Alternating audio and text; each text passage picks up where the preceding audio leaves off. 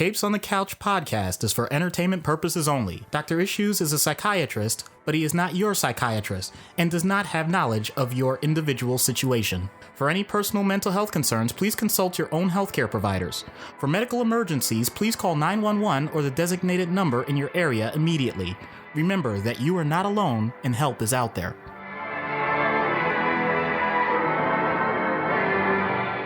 Hello and welcome back to Capes on the Couch, where comics get counseling. I'm Anthony Sitko. And let me just check here. Yep, I'm still Dr. Issues. This is our season 4 premiere. It's good to be back. We had a little bit of a break for the holidays. We took about a month off.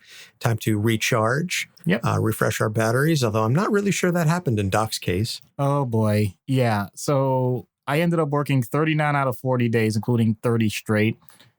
Not exactly the greatest time. Oh, and just before we're recording right now, I had a review from a federal board called the Joint Commission. Anybody that's done hospital work knows exactly who that is. The good news is it went well. The bad news is I'm exhausted. When's your next day off? So I am working next weekend. I'm working this weekend. And sometime in February. Okay. Well, God help you, man. That's the beauty of having a government 9-to-5 job. So we hope that you all had a wonderful and joyous holiday season and a very happy new year. And we are certainly glad to have you all back with us for this, our 67th episode, which is crazy. In fact, I think it was yesterday, and we're recording this on a Saturday. I think it was maybe Friday. I posted from 2 years ago, when I had shared on my Facebook. And if you go to our Instagram page, you can see the flashback. I posted the throwback of when I was saying, so if you had to ask questions to a board-certified psychiatrist about these comic book characters, what would you ask them? And so that just goes to show you that we're quickly approaching the 2-year anniversary of Capes on the Couch. Side note, by the way, when I posted that flashback, the little throwback photo, whatever. Someone responded. 2 people responded. With legitimate questions about the Joker.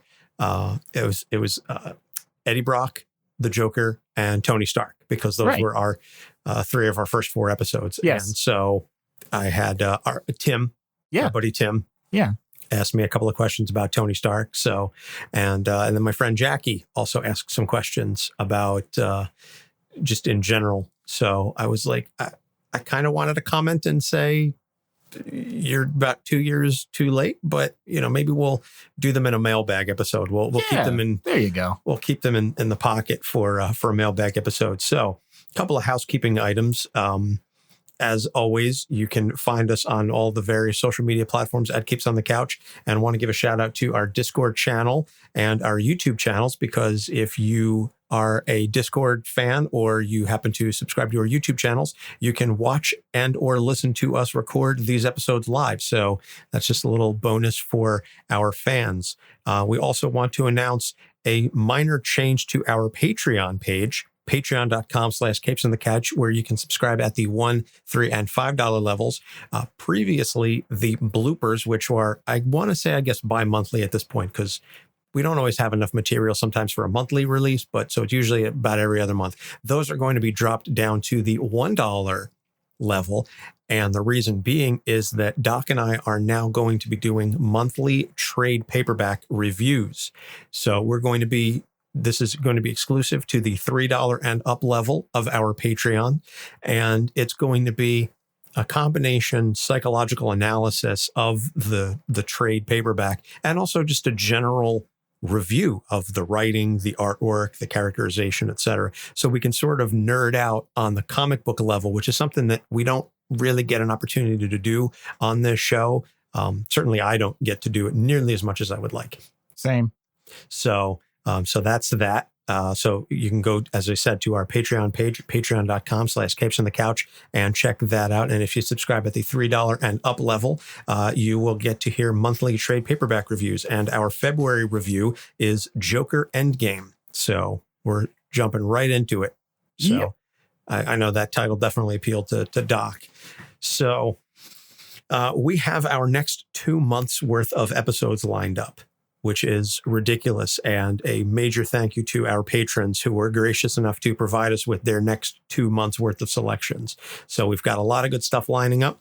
But in addition to all of that, we will be returning. We will have the sequel to our Mental Health Avengers. And this time I'll actually be there. Yes. By the way, I'm Blade. Okay. Just wanted to put that out there. All right. Well, we'll tell the guys over at Pop Psych 101 to get you some custom artwork where you get to look like Blade, although you have to show your face. I don't know how comfortable you are with that. I'll do it. I mean, think about it. We're live right now. It's all good. This is true. This is very true. Forgot about that. So last 2 things. One, our weekly podcast shout out. Bang Average Movie Podcast is the pick of the week. Nathan and Tyler talk about movies. Nathan has a film studies degree. Tyler doesn't. It comes out in the wash. So they cover good movies, bad movies. They talk about it all. There's a lot of humor involved. So don't expect any serious in-depth analysis, despite the fact that Nathan has a film studies degree. It's not one of those pretentious hoity-toity, well, he's going to be discussing the cinematography and I thought that the lighting choices could have been, no, it's not that kind of a podcast. It's a lot more fun than that. So you can check them out basically wherever you get podcasts. Their website is bamoviepodcast.podbean.com. So check them out. And the last thing is, as we've said many times on the show, we love when you rate and review us. So we got a review from CitrusSunshine on Apple. I'm not that big of a comics fan, but this podcast is really good. I like that they have in-universe and out-of-universe treatment. Often there are tips and thoughts that are applicable to my life. That is amazing. That makes me feel so good about what we do. So thank you, CitrusSunshine. And if you send us a screen cap of that, or if you just send us an email to capesonthecouch@gmail.com with your address, we will send you a sticker because we are very appreciative of all of the ratings and reviews that our fans leave for us. So I think we've wasted enough time, but it's the first episode back. Yeah. You have to open the season. Everybody needs to know where we stand. Yeah, and shake off the rust a little bit, get a little, All right, we ready to roll? Oh, yeah. All right, let's do this. So Miles Morales, picked by a friend of the show, Brian. Miles Morales, who many of you, I'm sure, are familiar with if you saw the incredible Spider-Man Into the Spider-Verse.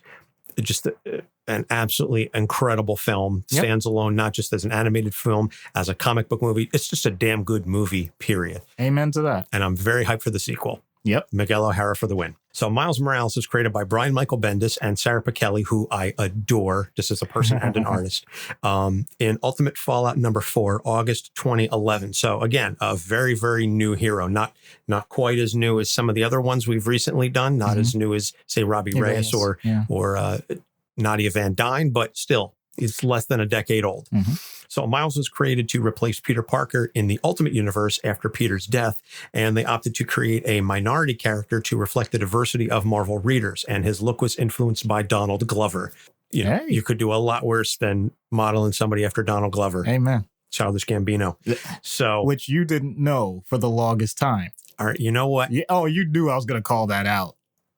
I can't even fight that. Yes, I was like, man, Childish Gambino looks a lot like Donald Glover. Yeah. It like about 2 years. I'm not even lying.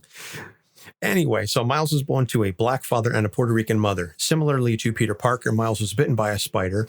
The spider was infused with the formula based on Peter's blood by Dr. Marcus, who was trying to recreate whatever happened to Peter Parker. And so the spider crawled into the duffel bag of the Prowler, a villain that was later revealed to be Miles' Uncle Aaron. Played, if you saw Spider-Man Homecoming, Miles Davis is played by Donald Glover. So, fun bit of synchronicity and casting there. Yep. So when Miles went to his uncle's house, the spider crawled out and bit him. So he gets basically the same powers as Spider-Man, or Peter Parker, I should say. But in addition, he also gets the ability to turn invisible and this venom blast that basically paralyzes an opponent. So in addition to the whole sticking to walls and the spider sense and all that. So he's not really big on using his powers until he sees Spider-Man Peter Parker die thanks to Green Goblin. So he takes up the mantle, although he's initially shunned by the public because he's wearing basically a copy of Peter's suit, and he's yelled at that it's in bad taste, which I thought was just very funny. Everybody's like, yo, that's wrong, man. Like he just died. You better take that suit off. That's not cool. Yeah. Not that, I have everything that he has and a little more, but okay, fine, whatever. So he ends up recruited by S.H.I.E.L.D., and then his uncle discovers that he's Spider-Man, and they battle, and Aaron's weapons malfunction and explode, killing him. So the Secret dies with Uncle Aaron. Then the ultimate version of the Venom symbiote takes over Dr. Marcus, and he attacks Miles' father, who he believes to be Spider-Man. In the ensuing battle, Dr. Marcus is killed along with Miles' mother, and this makes Miles just say, you know what, I'm out. I can't do this anymore. So he returns as Spider-Man about a year later, and then his father learns the truth and disowns him. We later find out that his father, Jefferson, comes back and says, you know what? Aaron and I used to be undercover agents working for S.H.I.E.L.D., and we got caught up in the criminal element working for the Kingpin a little bit. And when I saw you doing a lot of that, it just kind of brought me back to some unresolved issues that I had with my brother, and I didn't want to face it, that you were going through something very similar. So I just, sort of kicked you out and, disowned you for a bit, but I'm sorry about that. And I love you. So it was a very heartwarming moment. Like father, like son. So I want to sing that so badly in the Aida tenor, but whatever. Okay. So he reveals his identity to his girlfriend, Katie Bishop, the ultimate version of Kate Bishop, who in turn reveals that she and her parents are actually agents of Hydra. Dun, dun, dun, dun. So in the Secret Wars story, the Ultimate and 616 universes are merged, and Miles is brought into the mainstream universe because he was nice to Molecule Man during the whole situation and the whole storyline. Molecule Man brings his mother back. So now he is also Spider-Man because obviously in the 616 universe, we still have Peter Parker. Right. And so... Yeah. By the way, shout out to Molecule Man because we did an episode on him as well. Yes, we did. And you can read more about what's been going on with the Molecule Man and the search to restore him in the just ended far too soon Future Foundation. It only got 5 issues, written by friend of the show, Jeremy Whitley. So shout out to Jeremy. In any case, so now Miles is patrolling New York City as Spider-Man alongside Peter Parker, who's working on more of a global scale. So then during the Civil War II story, Ulysses, who is an Inhuman with precognitive abilities, foresees Miles killing Captain America. This sets off the entire conflict of the story, although the murder doesn't actually occur. Miles doesn't really end up killing Captain America, but Captain Marvel and Iron Man come to blows. It's a whole thing. So currently he's a member of the Champions, which is a group of young teenage heroes. So you've got him, Kamala Khan, Ms. Marvel, and a couple of the other teenage heroes. And there's an upcoming storyline. I think it's going to be coming out in around March. It's called Outlawed. And in universe, they are banning teenage heroes. Because I don't know exactly what it is that's kicking it off, but they said, you know what? Kids are dying trying to be heroic. So we're going to ban anybody from under the age of 18 or 21, whatever it is. No more teenage superheroes.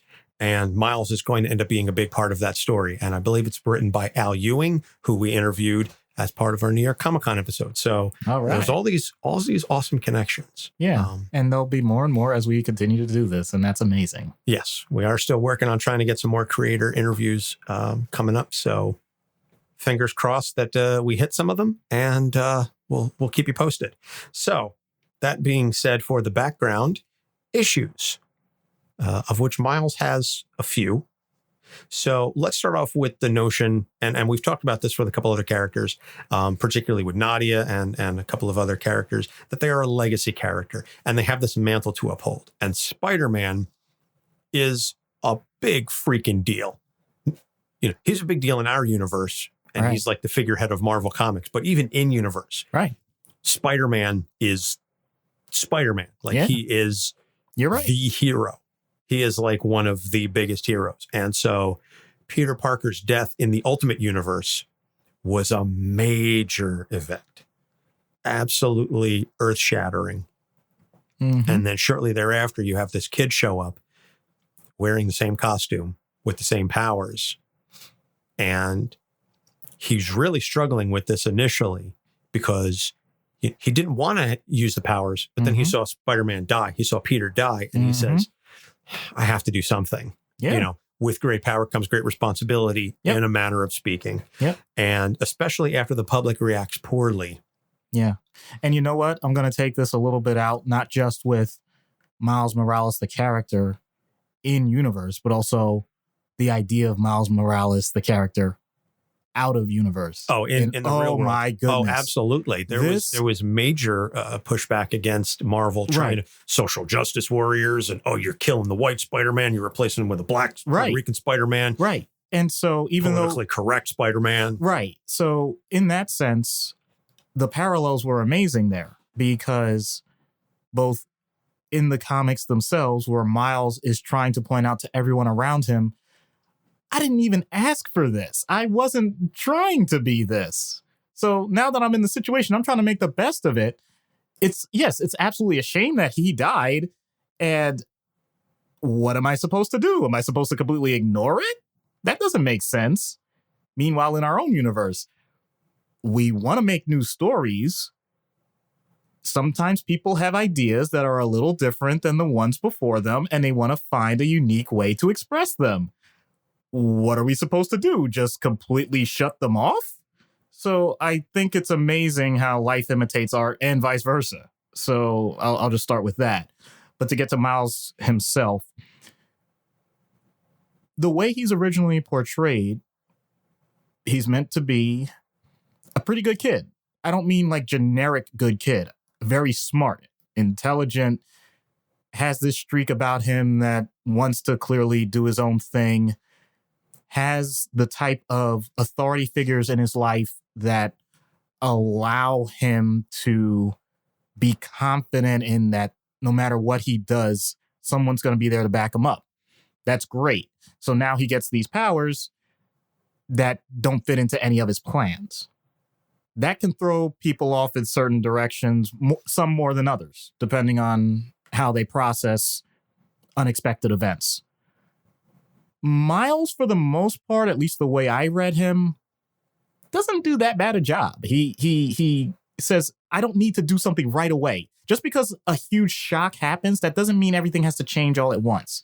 So the fact that he didn't initially go out and flash his powers is totally fine in my opinion, because it's a good idea to process that sort of thing for a little while. No different than, and I know I've used this analogy before, if you or I won the lottery, you don't have to make a decision on how to spend those millions of dollars or whatever all within the next 30 seconds. And yet, that seems to be human nature, where we just want to do. We just want to go with it. And so you have someone that now is going to immediately be tied with someone that is incredibly well known, even though he had no other real bond. So that's kind of artificially been thrust upon him. Yes, it's the same types of powers, so there's going to be this natural comparison, but he doesn't have to do that. He could have, in theory, just as easily created some other name, outfit, person, unrelated whatsoever. But what I suspect would have happened is people would have said, wow, that looks a lot like what Spider-Man does. Or, hey, that seems to be the way Spider-Man moves. Why? Because those are the very similar powers. So I think this would have happened anyway. And he would have been in the exact same spot. In other words, I think this would have been a situation where haters were going to hate regardless. He would have been compared to someone that he is similar to in that outward view, regardless of so many different things that are internally set. So what do you do? Take the ball and just run with it. Right. What else are you going to do when not the entire world? I know I don't mean to exaggerate.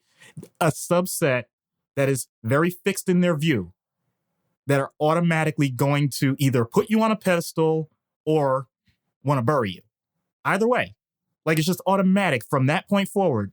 You might as well do you. Miles, I don't know, especially if he's been in a situation to see one of his heroes die, because Spider-Man was a hero to so many people. It's not as if it was specific to Miles. It hit so much of the population that everyone else was trying to find a way to mourn in their own way. So the thing that he did that caused the pain was trying to move people forward. That may not have been his goal. His goal may have been more to just be an homage, but it came across more like a situation where you're saying, I'm better. And in the comic itself, at no point does Miles come across that way, but it's fascinating to see everybody else interact with him, especially Spider-Woman with S.H.I.E.L.D. I think she even arrests him for. Oh yeah, she gets pissed. Yeah. I mean, just that whole dynamic of because in the Ultimate Universe, Jessica Drew was a female clone of Peter Parker, so they had a very strange relationship in the Ultimate Universe. So Jessica kind of took it as a slap in the face to everything that Peter was and who he. Right. What he wasn't. Right. And I like that you use that term, because when you say a slap in the face, like, well, who's doing the slapping? Naturally, we're going to say, well, she thinks Miles is doing the slapping, but how could he be doing the slapping? They're all in this together. So that really is a situation that many people do come across. And when that happens, all you can do at that point is make whatever the best decision is in the moment and deal with the consequences. And there are going to be some massive repercussions. And there are going to be some negatives that are going to happen that I'm not sure they can be avoided, but you're going to have to put on your Viktor Frankl helmet if you know what I'm talking about with that. But I'll get into that with treatment. Okay. Well, I was going to say, just on a side note, in one of the animated Spider-Man series, of which there are myriad, where Miles is introduced, originally he's, Miles Morales and he's Spider-Man. And then he comes back and he's still Miles Morales, but now he's known as Kid Arachnid.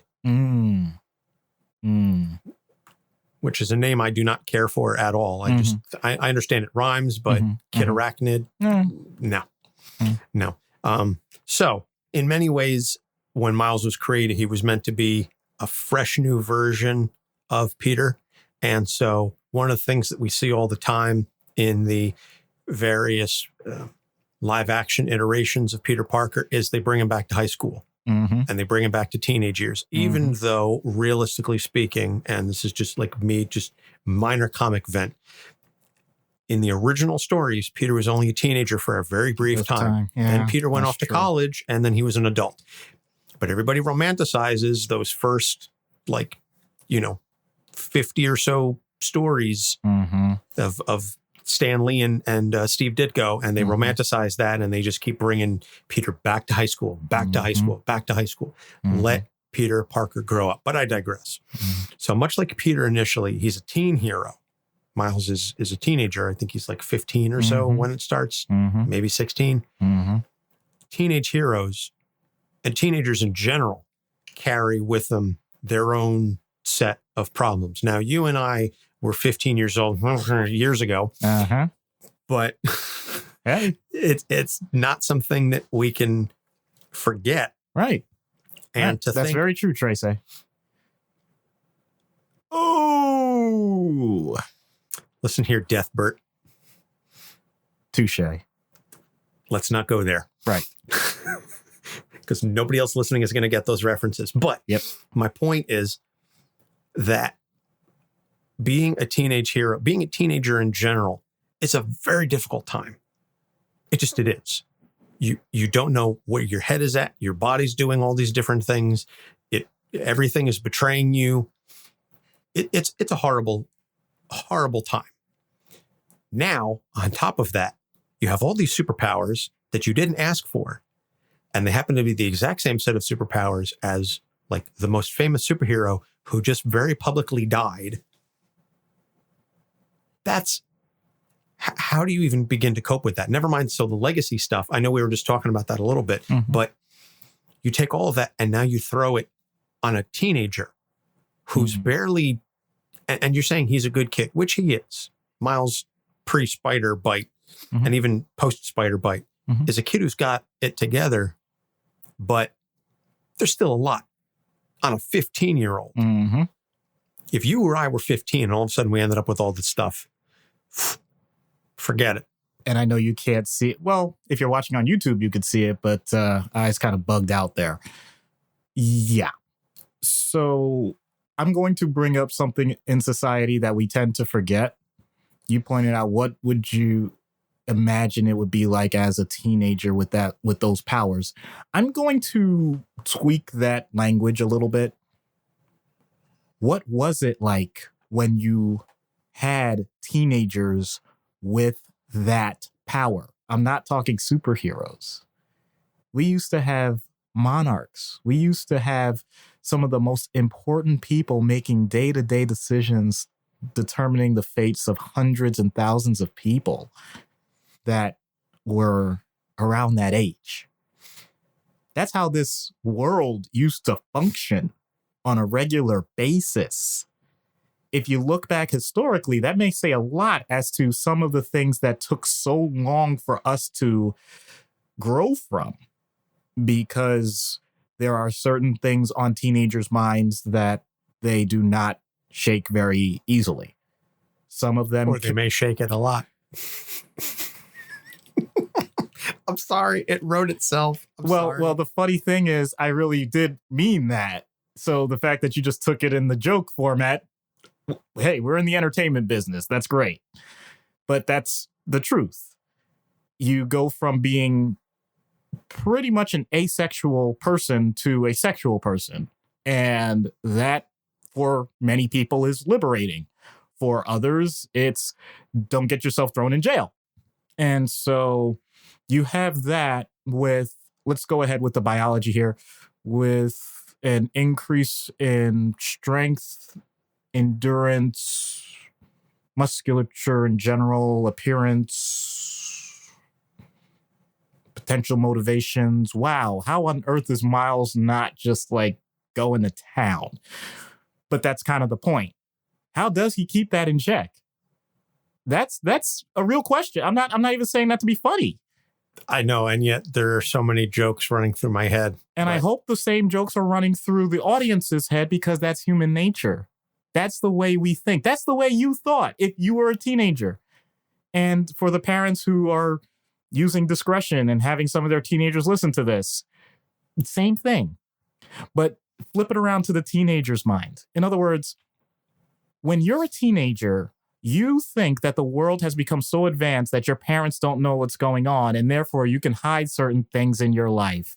And therefore, you don't have to worry about them because you're already ahead of the game and they're clueless. That's really the way teenagers think. Oh, I know. So now that we're on the opposite end, although we do not have teenagers ourselves, the point is, we know every single thing that at some point is going to potentially come up. Well, and you have an 8-year-old, so you're a lot closer to it than I am. And we just had a doctor's visit, and the doctor is starting to ask questions about development as a whole. And I almost threw up in my mouth. So not to go into that too much, but the point is to get back to Miles as a teenager. So he has potentially the idea that he can keep all of this hidden, everything, because that's what teenagers do. They feel like we know how the world now runs, and our parents, it's past their time. They don't know anything. So we can get away with, as long as we're smart, we can get away with just about anything. Meanwhile, for the most part, parents have to have this balance of letting the child develop some autonomy while still giving enough information to say, we know exactly what's going on, and we're not going to let you get hurt. We're not going to let you get in trouble. And if you do get in trouble, you're going to pay. Yeah. So now if Miles is taking 30-minute showers all of a sudden, and his parents are like, boy, you seem really dirty there running up the water bill. What you doing in the bathroom that long, Miles? Well, hey, and not just that. You add the other part of, well, I'm also trying to save the world, but I can't say that because that's a big issue. And I still want to have fun, but now I have this extra responsibility, and I know that was Peter, maybe not Peter Parker himself, but I know Spider-Man always put everybody else first, and so I know that's what I have to do, but doggone it, I have things I want to do for myself too. Why do I have to deal with that right now? So it's just turning, to go reference Spinal Tap, it's turning everything up to 11. Well, I was going to say, just to reference, going back to the issue, the episode we did shortly before we went on break about psychiatry and comics, that issue where Ultimate Aunt May is in therapy. One of the things that she's describing to the therapist is she says, I know that Peter is sneaking out every night, and I know he's going to Mary Jane's house.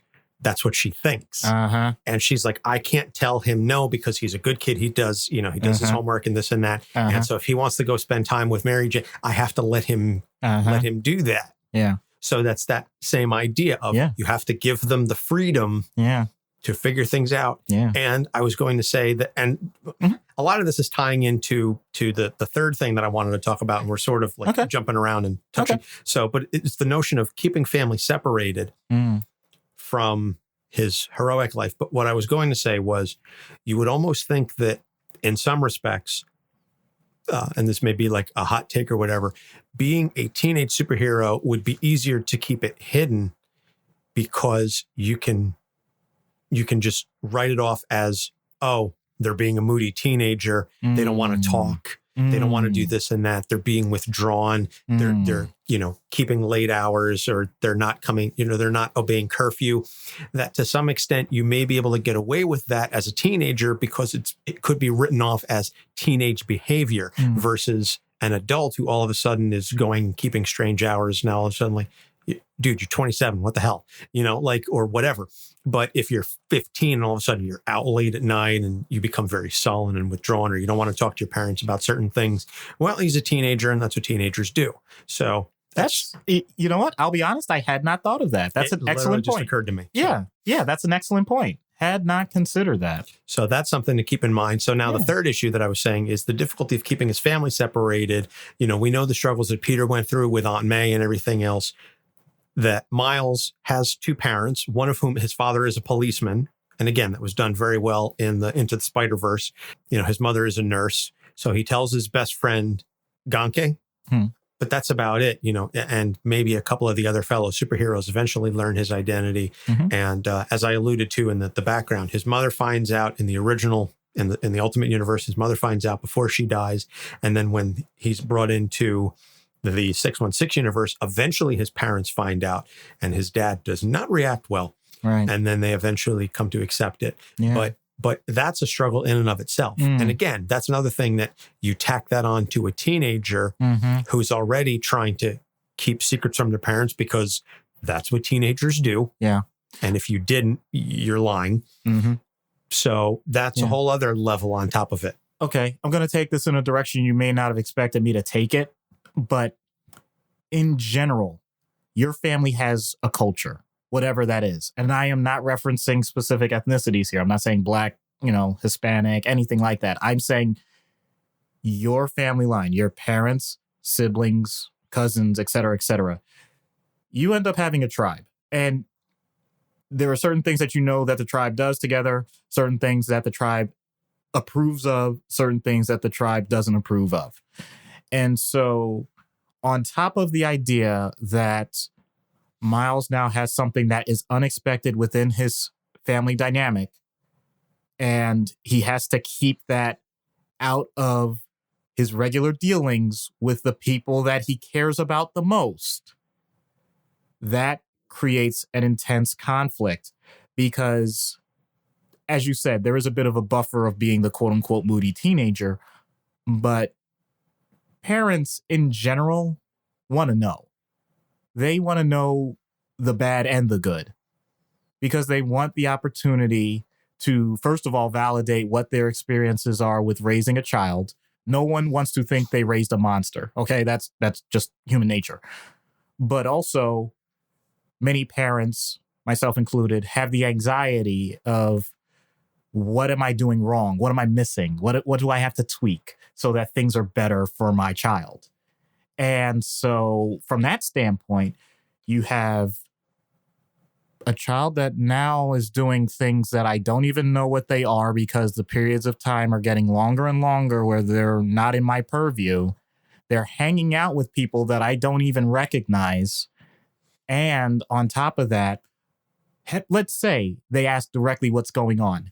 At this point, they've established as parents, they know that it's either a lie or it's not the whole truth. They'll try and twist it as much as possible. This can be, because I don't want it to just focus on the superhero aspect of it, this could be drugs. This could be relationships. This could be orientation. This could be jobs. I'm doing something different in school than you wanted me to do. Whatever. There are so many variations to this theme that it's really common to every family. And also to add on to that layer, you have a young man that naturally is going to want to protect, especially if he feels like he now has a certain level of influence, power, whatever, to once again generalize to the real world, something that he has to do for his family to make sure that their lives are better. It's very natural for children to want their parents to not just think good of them, but for them to feel rewarded for the work that they've done. And so the way Miles is portrayed, I wouldn't be shocked if someone had intervened and said, okay, well, you can't tell anybody, but we're going to give you like this little pin that says, superhero. And you could say you got it from school and it was for doing a great job in class. And he could wear that pin, show it to his family. I think they would say, that is amazing. That's wonderful. You're doing such a great job. And he would love it, but he would start to cry, I think, the way he's portrayed, because he would still say, that's not the whole truth, and I can't tell you. He only ever gets hints of what he can say. And for many people, because Miles does come across as, if this power stuff didn't happen, he'd be pretty cool with them. He'd be pretty straight with them about everything that he would say, and he can't do that. So it's going against his own nature within his family. They are so tight that the fact that he has to bend those rules every single time is just eating at him, creating more and more tension, more anxiety. And what kind of outlet would he have? Because his number one outlet was his family before all of this. So now your number one backers, the number one people that you go to, you can't go to. How's that going to work? Just something that he's going to have to deal with. Yeah. I think that happens frequently, I'll say, in the notion that sometimes your person, and what I mean by that is the person that you go to, and whether that's a spouse, a family member, sometimes a best friend, at some point, realistically speaking, your person is going to be a major source of stress. And who do you go to when the person that you would go to is the cause of the problem? Mm-hmm. Now you can say, you can say, realistically speaking, you should talk to them about it, and Mm-hmm. you may, but there are still things that you just want to vent. Mm-hmm. Mm-hmm. You just want to get it off your chest, Mm-hmm. and you can't go to that person, Mm-hmm. and that is incredibly stressful. Mm-hmm. So I think that's a general that's something that we all experience. Mm-hmm. And again, and we can say that now as adults Mm-hmm. with nearly 40 years of life experience under our belts. Right. For a teenager who doesn't have that perspective, right. Yeah. that really messes with your head, because that's the age when you think that the whole world is against you, or the whole world is going to end, or Mm-hmm. it's never going to get better. Mm-hmm. You have all these negative thoughts because you have no perspective. And I'm Mhm. not saying that to slag on teenagers. Right. That's how it is. Right. If you're 15 years old, you've only got a handful of years of real cognitive life experience. Mm-hmm. Mm-hmm.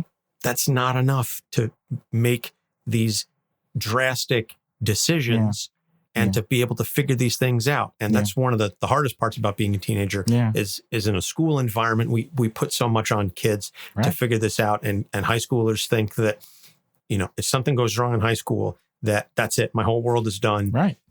And you're absolutely right that in general, we end up feeding into that. You haven't made your decisions by 18. Oh, you're screwed. That's you haven't figured out what you want to do by the time you go to college. You haven't figured that out. Yeah. Oh man, that's it. Your life is over. What are you going to do now? You're just on a bad trajectory. You're not going to amount to anything. Yeah. Screw that. Right. So, exactly. I mean, we could go off on a whole tangent on that, but that's not really relevant to Miles. So I think this is a good opportunity. As we're going to take a break. We're going to plug a few shows, and we'll come right back and we'll discuss treatment. Have you ever been reading through a stack of comics and thought, maybe I should see what this Arkham Asylum game is all about?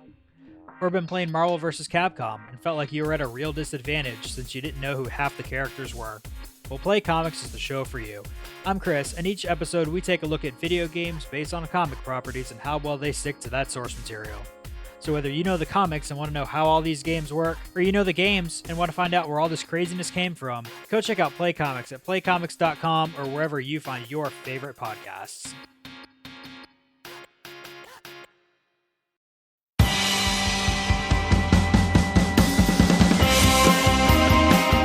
Hi, I'm one of the High Priests of Khonshu Ray, and I have the sacred privilege of providing you, the loony listener, with a podcast honouring Marvel's very own Moon Knight.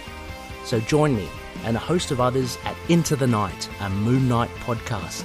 Follow us on Facebook, Twitter and Instagram, or support the show by becoming a Patreon member. Into the Night, a Moon Knight podcast. It's time to get your Khonshu on.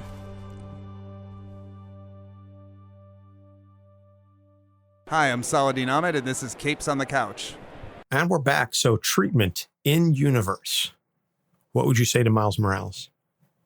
This one's a little tough because I'm not sure Miles is vulnerable to someone like me. What I mean by that is I don't have a connection to him. And he really doesn't click well with people that either thrust themselves upon him in terms of making a connection, or he has that natural connection with his family or whatever. So this one, I almost think that I have to go through some sort of back channel. What I mean by that is his mother's a nurse, for example. If within the healthcare field, she somehow knew of me, or there was some sort of connection there, some sort of relationship in terms of, well, I looked him up, he's a good guy, you know, you might want to talk to him. Something like that. That's how I think we'd have to do this initially. But with Miles and with most teenagers and with most children, sorry, any teenagers listening, I'm not calling you a child, okay? You're an adolescent. And by the way, some of the 20, 30-year-olds, you're still adolescents too. It's okay. Transitions happen in life. It's all good. To get back to Miles, you have to, at some point, recognize that you're not gonna be able to hide everything. I almost feel like I have to portray myself as like this, I don't want to say villain, but just this person that, you know, I could see through all of this. And if you really want to survive, Peel the curtain back. Yeah, if you really want to survive, you got to come to someone like me, because at least he'll respect that and he'll be intrigued by that and may want to challenge me, not to a physical fight. I mean, he'll whoop me easily, but just the idea, especially since most adolescents have some physical component. When we think of mental health, we always think of the emotional side of things, or whether or not someone is experiencing psychotic symptoms and stuff. There is a huge biological component to it, and we're talking about a teenager that has superpowers. Maybe it's a matter of getting a simulation where even if he's not directly talking to me, I ask him, okay, manifest something that you're scared of. We're gonna go through this right now. And he kind of works his way through it that way, you know? Like, in other words, make it up, you know? Okay, you know, I was going to say Prowler, but no, of course not. That's way too close to home. But it's some random supervillain, and we're going to tag that supervillain with something. It could be depression. It could be anxiety. It could be potential breakup with girlfriend, whatever. And he fights it out, or he at least tries to work it out in a way that he's still able to connect with me. With young children, we call that play therapy, you know? But in this case, this is where the big boys play. I wonder how many people are going to get that reference, you know? Anybody that knows us and just in general knows what this is about, they'll get that wrestling reference, but hey. So out of universe, I would say you've got a teenager who just has a lot more responsibility thrust upon them in a way that they didn't anticipate, the way that they didn't expect, and they're struggling coping with it. Yeah. Yeah, no, that's a great point. And this is where I'll admit I have very limited expertise and experience. Full disclosure, I am not a child psychiatrist. I did not do a child's fellowship. I am a general adult psychiatrist. Having said that, I have gained experience through the emergency room of seeing more and more teenagers, children. And so I do have some background with those experiences. I just want to make it clear that I do not regularly see children on an outpatient basis. So if the information sounds vague or not directly immediately applicable, or something that may sound a little different than how a child psychiatrist or child therapist would do things, I don't mean any disrespect. And please, you can do your own homework and research about that. Sorry for that disclaimer, but I think it was necessary. Anyway, to get back to it. #ethics. In this case, most teenagers just shut down. They really do. When you mention the idea of therapy or psychiatry or anything like that. And there's a pretty good reason and protective factor for that. It's because they're already at the point where they know everything. I don't mean that in a disparaging way. It's just a direct observation from years and years of doing this. So I almost never hit it head on, with the exception of the main complaint. So for example, if it's depression, I'll start with the basic of, so it sounds like you're a little sad, huh? Or anxiety, like, I guess there's some stuff that makes you nervous. What's going on? Just real general. Then from there, I usually just completely change the topic. Like, all right, look, I know you don't want to be here. I know you don't want to do this stuff. Okay, that's fine. So what do you like to do? And get into interests, things that they'd much rather talk about. Because let's just use current examples. Like, I mean, I noticed you got some gamer gear on. Like, what do you play? Modern Warfare. You just, League of Legends. Yeah, Destiny. Right. What's what's your don't get me wrong. I can't give Master Race. like, I can't give information about myself or anything. But what's your handle for PS4? Do you stream at all? Are you on Twitch? And here's the thing. It's a dangerous thing to do. I'm not saying everyone should do this, but if you do have things that are more modern, then go ahead and use it, because you'll gain a lot more respect for one thing that compared to the 50 million things that are in their lives that you don't. You can't fake it. They could see right through you on it. How are you doing, fellow kids? Right. So you don't do that. Don't fake it. If you don't know it, as a matter of fact, you'll get much further if you point out that you don't know it. Like, wow, I have never heard of that. I'm so old. The second that a little bit of self-deprecation there. The second that you start lowering all of these defenses, maybe you have one area that you really do know up to a modern point, and everything else falls to the wayside, because people respect that. Teenagers also respect that. The idea that you are kind of feeding into the idea that they say, like, wow, I really do know some stuff, and this person really can learn something from me. You're turning it into a learning experience where they're teaching you. So while they're teaching me about the stuff I don't know, what are they teaching me about their mood? What are they teaching me about their thought process? What are they teaching me about what is actually troubling them? What are they teaching you about themselves? Right. Developing that type of rapport is the best thing you can do, because they're never going to see you as a friend, and you don't want them to see you as a friend. They want to see someone they can respect. And the way you earn that respect is by giving them the proper space and time to say the things that in the moment they think are most important. So we started with the direct hit of, this is what the problem is. Moved it to a topic that maybe they wanted to talk about that may not be related at all. And it may not be in that session that you get back to the original topic. You still ask the safety questions of suicide and things like that. But the point is, at some point, as you're doing this organically, you are continuing to build on all of the other aspects of their personality and their emotions that'll allow you to then work up to that next step. Like, when was the last time you rage quit a game? When you did that, is that something that you do at home too? I don't know. I'm just wondering. Your mom ever yell at you about that? Yeah, Anything? man, I've broken controllers all the time. Well, Sucks, man. I mean, has it ever gotten beyond that? Have you ever broken, like, punched a hole in the wall? Like, and this really does hit because that's from today. Just had someone this age, this scenario, broke his Xbox, broke his computer monitor, punched holes in walls. And the only reason he was willing to talk to me is because I wanted to know how much swag he had in Fortnite.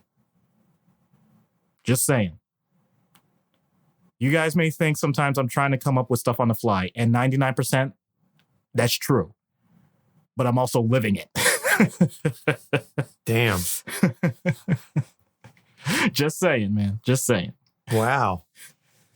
Yeah, rage quit. I haven't rage quit since I was playing Madden competitively back in the day. But anyway. Oh, don't lie. You were never competitive in Madden. Boom! Oh.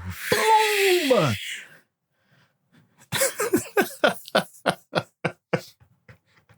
You, man.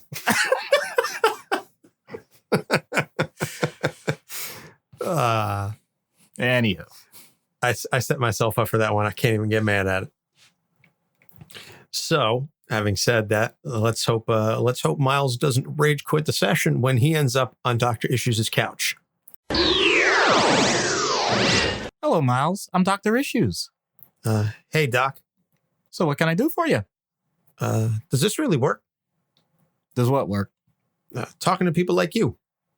If it doesn't, then I've been lied to by a lot of people. So I'm going to say yes. And I'd like to help you. Oh, that's cool. Well, bye. What? Where are you going?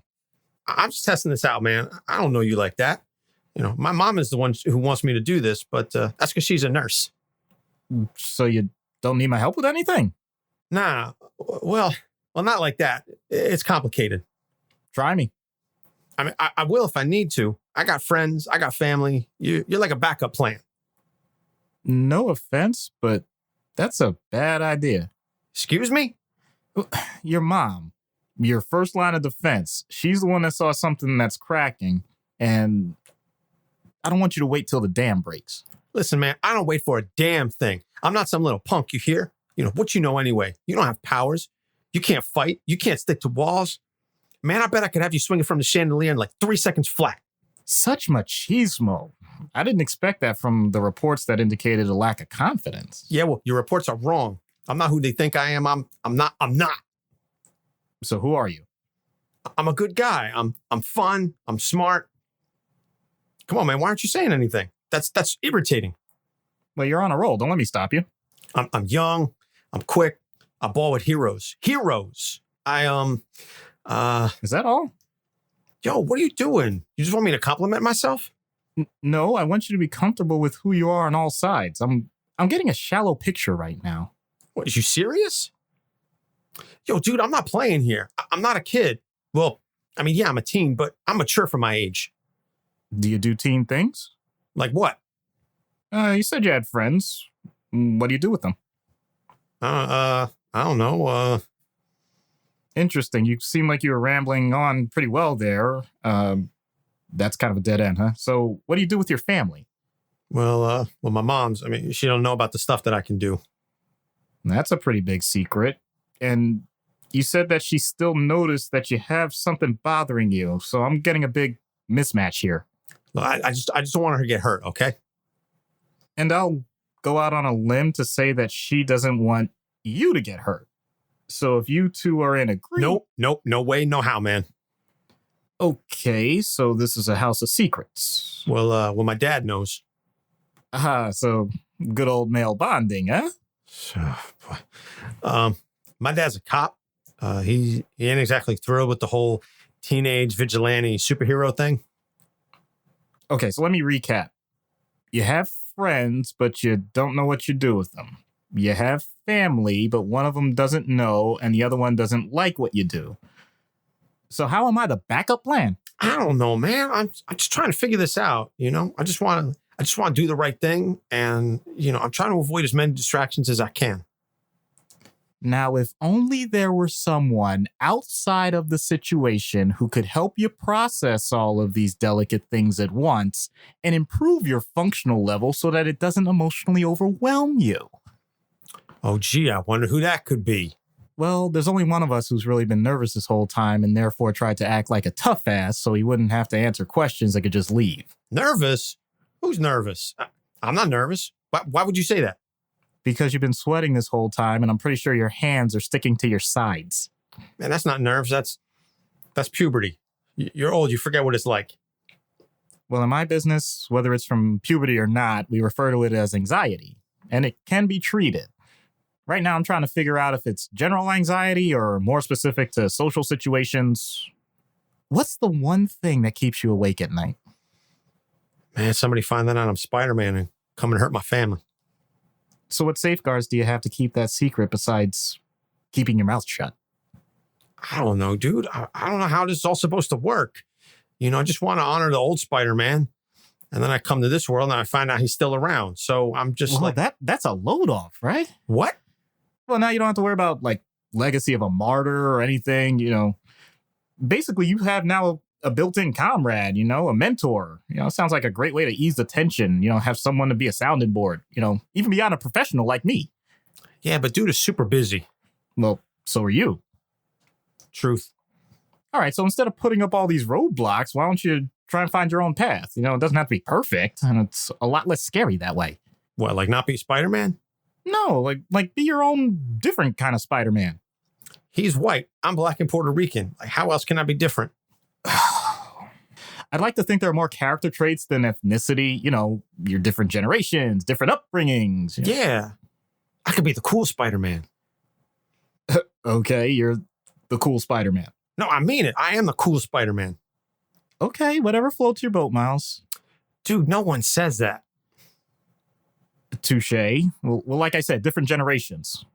All right, let's cut to the chase. So are we cool or what? Yeah, I guess you're cool enough for now. I think that went well. Not as well as it could be. Yeah, absolutely. No property damage. No physical damage. No one's saying, by the way, that wasn't Webb. Right. How do I shot Webb?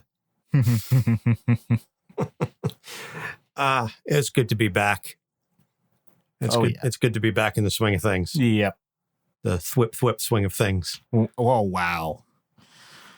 I made it almost the entire episode without making that kind of a joke. Yeah. I'm glad you didn't leave me hanging. So that's going to do it for this episode. Next episodes, as we said, we have our several of them lined up now. So we've got next week, Medusa, then the sequel, Mental Health Avengers, Age of Access, where we will be joining up with Pop Psych 101, Freudian Sips, Popcorn Psychology, Guardians MH, all the recurring folks from the last one, plus one or two folks that weren't there for the original. We're introducing some new characters for the sequel, like Doc. Yep. Then followed up by Bane, who I still don't know. I'm still trying to figure out when for the Bane, for the skit. Which voice should I do? Should I do like animated series? Or should I do Tom Hardy? The fact that you just did it, I think, indicates what you're going to do. So yeah, but that's not the true to the comic. Anyway, I agree with you. Political terrorism and the Tick. I like how you just kind of threw in political terrorism there. Well, because it follows up with Bane, which is, sort of related character-wise. Yeah, I can see that.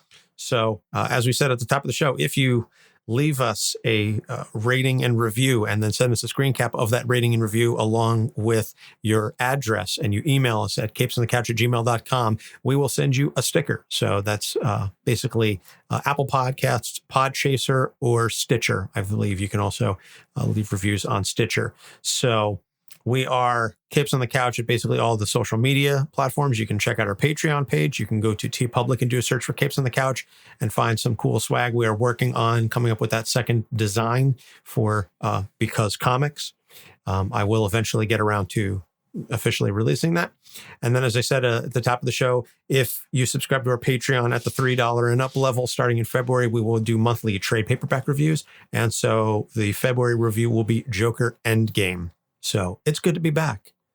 And Doc, anything you want to say before we punch out? No.